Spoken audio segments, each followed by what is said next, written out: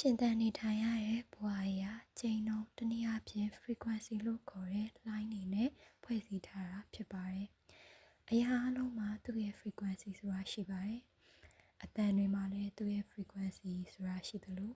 လျှပ်စစ်မှာလည်းသူ့ရဲ့ wave တွေ frequency ဆိုတာရှိပါတယ်။ဒါရင်မကဘဲနဲ့လူခန္ဓာကိုယ်မှာလည်းနှလုံးခုန်နှုန်းစသဖြင့်ချိန်နှုန်းကပြောရမယ်ဆိုရင်တော့အရာအလုံးမှာပါဝင်နေရရှိနေရပဲဖြစ်ပါတယ်ဒီလိုမျိုး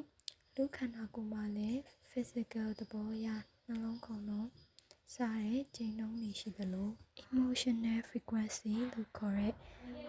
emotional ချိန်နှုန်းတွေလည်းရှိရပေါ့နော်ချိန်နှုန်းလို့မပြောဘဲနဲ့ frequency လို့ပဲပြောလိုက်တော့မယ်နော်အဲ့တော့ဒီ emotional frequency ကဘာကြောင့်အရေးကြီးလဲဆိုရင် manifestation သဘောအရပြောရမယ်ဆိုရင်ဆွဲဆောင်ခြင်းနေရာမှာကောင်းတဲ့ຢာတွေကိုဆွဲဆောင်မှလားမကောင်းတဲ့ຢာတွေကိုဆွဲဆောင်မှလားဆိုတာကကိုယ့်ရဲ့ emotional frequency ပေါ်မှာမူတည်နေပါတယ်ဒီနေ့အဖြစ်ကိုယ့်ရဲ့ emotional frequency ကအမြင့်ပိုင်းကိုရောက်နေသလားအနိမ့်ပိုင်းကိုရောက်နေသလားစတဲ့ပုံမှာမူတည်ပြီးတော့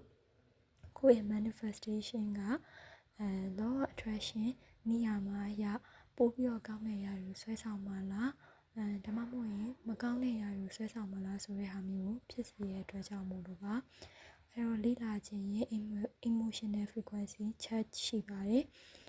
နောက်ဗီဒီယိုမှာ emotional frequency chart နဲ့ပတ်သက်တဲ့အကြောင်းကိုပြောပြပေးသွားပါမယ်